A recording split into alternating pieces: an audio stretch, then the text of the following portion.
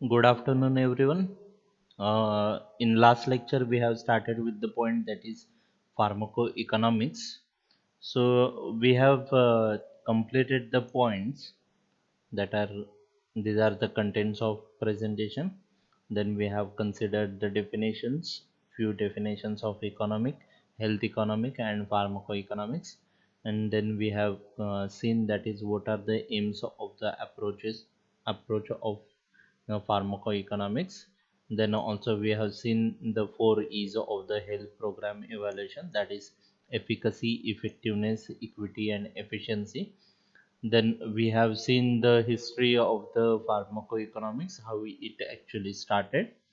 Then we have seen the components of the pharmacoeconomics. Okay, so next is the history or the pharmacoeconomics situation in India. So, why we actually need pharmacoeconomics in India, that we are going to see.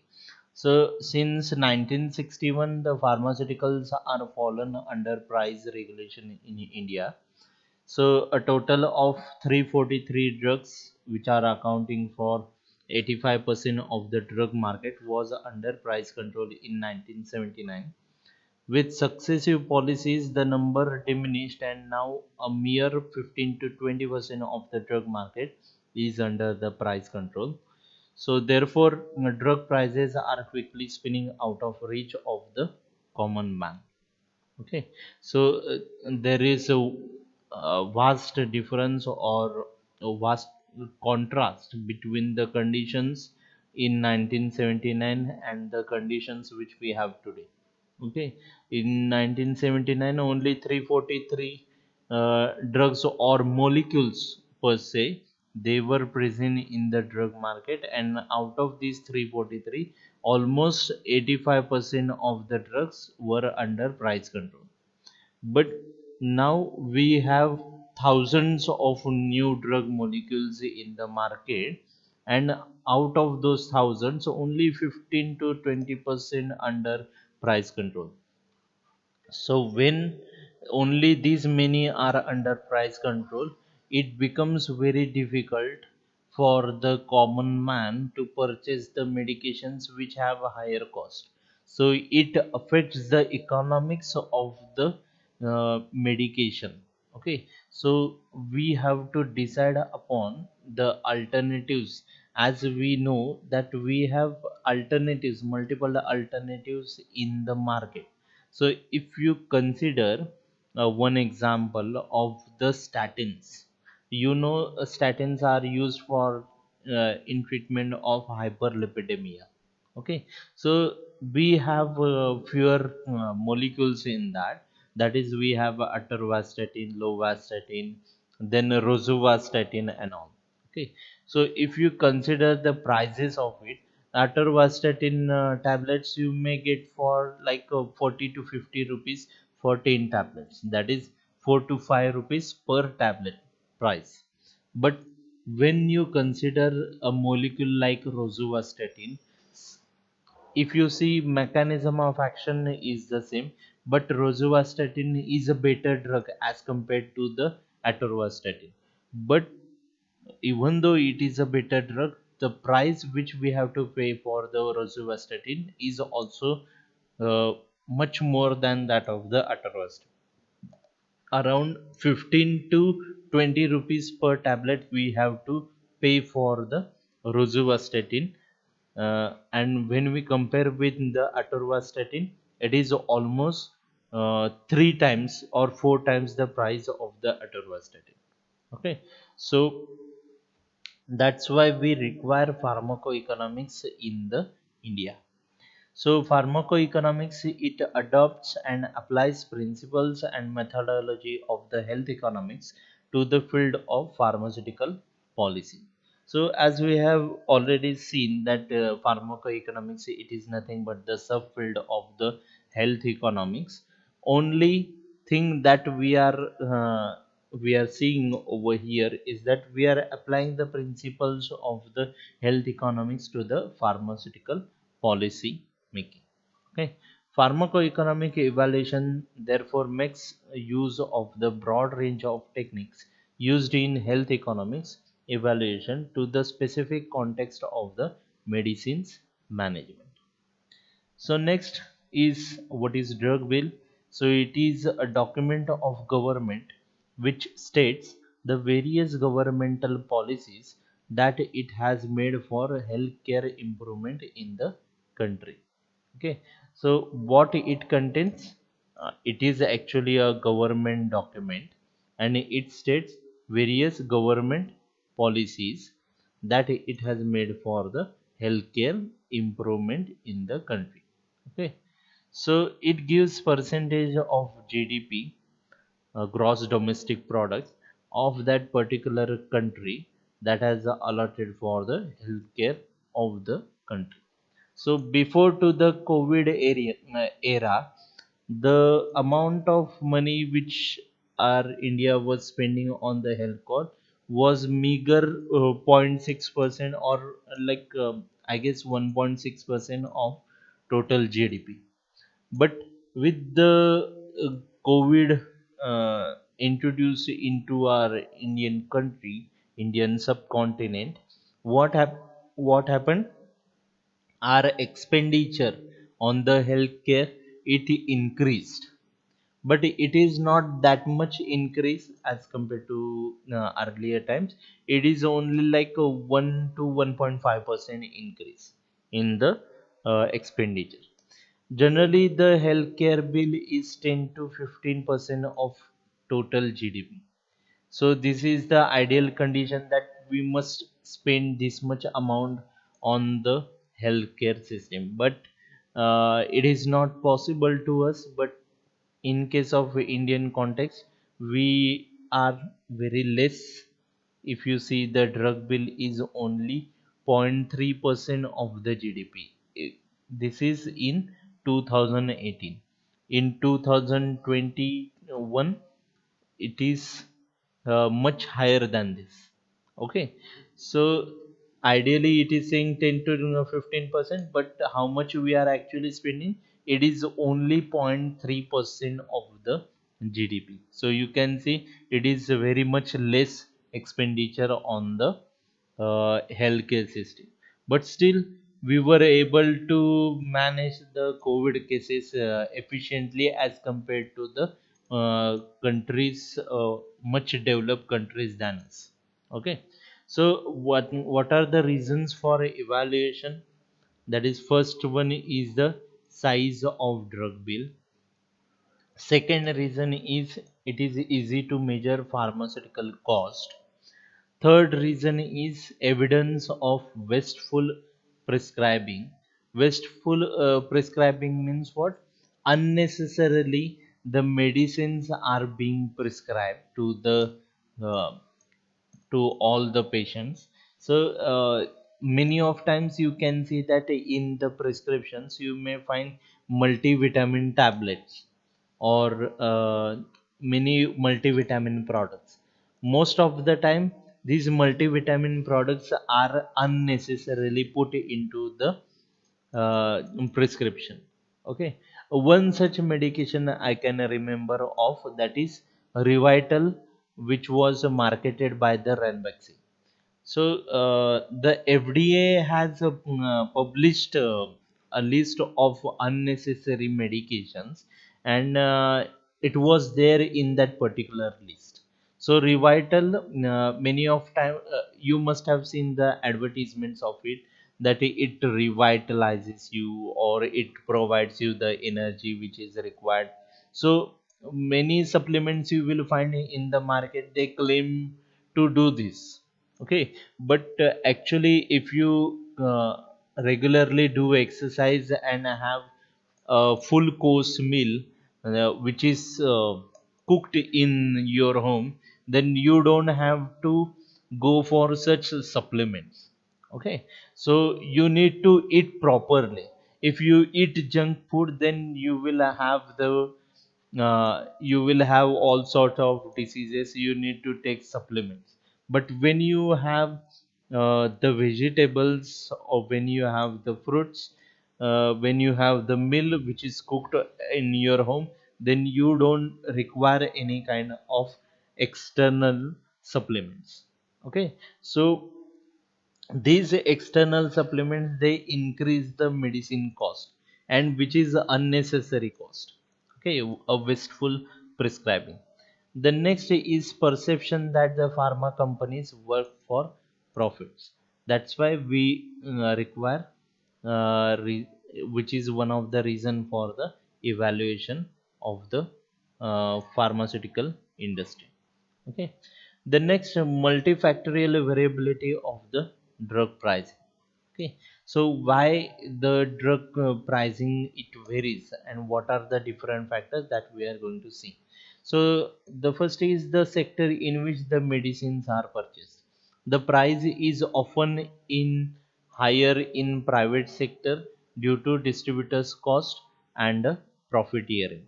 Okay, so one thing you should remember regarding the medicines, that whenever in any retail medical shop, when you purchase the medication, it involves the profits associated with it of the retailer. That is, it is around 10 to 15% profits. Then distributor has the profits around 5%, 2% to 5%. Then the companies, they have the profit margin of around 10 to 15%. So if you consider that if you buy directly from the company, then you have to actually pay like 30 to 40% less than that of the actual retailer. So that is how the generic medical model works, that generic medicals they directly purchase from the companies. So they eliminate all the intermediaries, so that they can give the medications at a very much less price. Okay, so next factor in the variability of drug pricing is the type of procurement agent. Example of it is different prices may be paid for the same product by a public sector purchaser, such as Ministry of Health. Okay, so this is uh, depending on the procurement agent, the prices may vary. The third factor in the variability of drug pricing is the distribution route. So the patient who purchases a medicine at a hospital pharmacy may have to pay more if the hospital pharmacy purchase the product from the local wholesaler than if it has been purchased by the tender and supplied through public health sector distribution system. So here, when the tender is floated, various companies they fill the tender and they quote the best price in those tenders. So the lowest price quoted by anyone who fills the tender is actually selected by the hospital pharmacy. So in that case, the hospital pharmacy is able to give the medication to the patients at very low prices. But if the medications are purchased or procured from the local wholesaler, then prices will always be higher, because it includes the profits associated with the wholesaler. The next factor is the patient status. The price of patented medicine is often higher than that of their generic equivalent, at least while the patient is in force. Not patient, sorry for that, my mistake. It is patent in force. Okay, so when a drug is the patent of the drug is in still in force, at that time the patented medication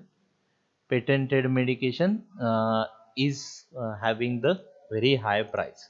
Okay, so that's why generic equivalent they don't have to spend much money on the all the research, that is clinical trials and all. They have to just go for the bioequivalent studies, which we have already seen in the introduction to BABE studies. So many other factors that influence the total cost of the drug, it includes That is, first is the prices of patented, non-patented, and generic drugs. So retail and wholesale markups also there. Then pharmacists professional fees, they are also associated in deciding the prices of the drugs. Then second is changes in composition of total population, that is proportion of the older persons. So if proportion of older persons is more, then the cost is also more, because the older persons, they are suffering from the multiple elements, and the burden of the illness is also more. The next changes in prescribing habits of the physician. Okay, so if physicians in any one area, they prefer newer drugs over the proved older drugs, then the cost of medications also increases, because if the drug improves in somewhat manner, but the cost also increases in that proportion only. So newer drugs, if we prefer, their cost is also more. If you consider the tablet of metformin hydrochloride, you will get a strip of glycomet for like 15 to 20 rupees. But if you want to go for a very recent drug, that is sitagliptin, that is DPP4 inhibitor. So that sitagliptin tablet, you have to you will get for like 170 or 200 rupees for 10 tablets. Like that is cost is around 70 to 20 rupees per tablet. If you consider it with the metformin, which is the established drug, it has only a fractional of the cost of sitagliptin, which is around like 1.5 rupees to 2 rupees per tablet. Okay, so there is vast difference among the prices of the new drug and the established drug. The next is changes in utilization of drug, that is number of drugs used per patient. Okay, so some, if you see general physician, it is a basic difference between general physician and the super specialist. If you compare their prescription, general physician for the same element will give uh, fewer medications. Okay, and the medications which are given by the general medication, you will get these medications at any medical shop, and the cost of that prescription is will be very less. Okay, so like the cost of that prescription will be around like 300 to 400 rupees. But if you go for the prescription of the super specialty or specialty physician, then in that case, there you will find many medications are there in the prescription, and the cost of purchasing those medication will be in thousand. So at least 1,000 to 1,500 you have to spend to just to purchase those medication, because that prescription will contain all sort of medications. Like you will have multivitamin, you will have what to say, antibiotics, then you will have certain antacids in order to tackle the side effects of antibiotics. So the cost increases. So this is the difference between super specialist and the general physician. Ultimate effect that we want, that person will should be get benefited from it, but the cost is increasing, the number of medications are increasing when you go for the some super specialist. Okay, the next is trends towards using newer drug therapy instead of other treatments. Okay, so that is also observed in case of super specialists, they go for the newer treatments instead of established treatments. Then the need of pharmacoeconomics in Indian pharmacy practice. So, as the Indian pharmaceutical research and manufacturing firms expand into world markets and globalization increases, evidence from pharmacoeconomic study in drug launches and in a competitive drug market may become imperative. Okay, so we are continuously, our Indian pharmaceutical industry, it is continuously expanding. Okay, so we are now going global. Many of our companies, they are introducing their generic variants in the US. Why are companies fighting for the US market is that the amount or the uh, expenditure of the United States on the healthcare is huge as compared to the India. So as the expenditure is used, uh, they get higher benefits or higher profits from such markets. And if you consider about the African countries, our companies, they also produce medication to be supplied to the African countries, but the medications quality that is to be provided to the African countries, it is questionable as compared to the quality which is to be maintained for the US markets. Why? Because the US, the rules and regulations are very strict, and also the amount which they are paying, it is also high. So the companies, uh, they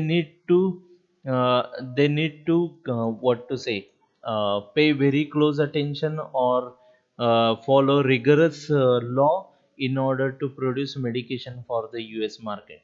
And also US FDA, they carry out the inspection at the site where the medication for the USA are being manufactured, and they want highest quality medication for them. But that is not the case with the African countries. Many of the countries in the Africa, they are very poor, they cannot afford to buy costly drugs. So that we the generic manufacturers in our India, they manufacture low quality drugs for such markets. And that is also the case in case of India. Whatever medications which we consume, they are not of highest quality, even though we are getting charged very high price for that. But as compared to the US, it is nothing. Okay, so the advent of the clinical PharmD curriculum in Indian colleges of pharmacy, it signals a changing era where drug selection by a pharmacist into a formulary and a therapeutic recommendations for patient will use evidence-based pharmacotherapy. That is, evaluation of cost and consequence will then become essential. Okay, so formulary means the pharmacist, whenever he keeps medications in his medical shop, in his retail shop, he needs to look upon the he needs to compare the prices of the drug. It doesn't happen in India because whatever formulary which we have in our retail shop, it is basically decided by the doctors. Okay, and doctors, they don't decide the formulary based upon the whatever benefits mm, which are which a patient gets out of that medication. He decides those uh, medications or those the formulary based upon benefits which a doctor gets out of that medication. It is a sad truth, but it is the condition in the Indian market. So even with drug price controls in a populace that has reduced access to costly medications, the ability to provide life-saving medications at a low cost is important from a public health or policy angle, especially for diseases with fast spread and a high morbidity and mortality. In such cases, pharmacoeconomic projections help governments, public health institutions, and commercial firms that are called upon to provide medication. So now this is a very controversial thing to say, as you can see in case of corona vaccine only, in government hospital you can get corona vaccine for free, But in private hospitals, if you want to get a corona vaccine jab, then you have to pay rupees 250. If you consider the rupees 250 tag, it is very much less as compared to what was demanded by the companies were demanding around 400 to 500 rupees per jab of the corona vaccine. But the government it's still the price at rupees 250. And many of the pharmaceutical companies, they what to say, they ex- they they express their displeasure on this pricing. Okay. So that is the thing with the pharmacoeconomics. So pharmacoeconomics can aid in decision making, in evaluating the affordability of and the access to the right medication to the right patient at the right time, comparing two drugs in the same therapeutic class or drugs with similar mechanisms of action, and in establishing accountability that the claims by a manufacturer regarding a drug are justified. Okay. So three things are important over here, that is evaluating affordability of and access to. So three things, that is right medication, right patient, and right time. Okay. So that is what pharmacoeconomics deals with. Okay. So here we will stop with this point only, and we will consider the next point in next lecture. Thank you.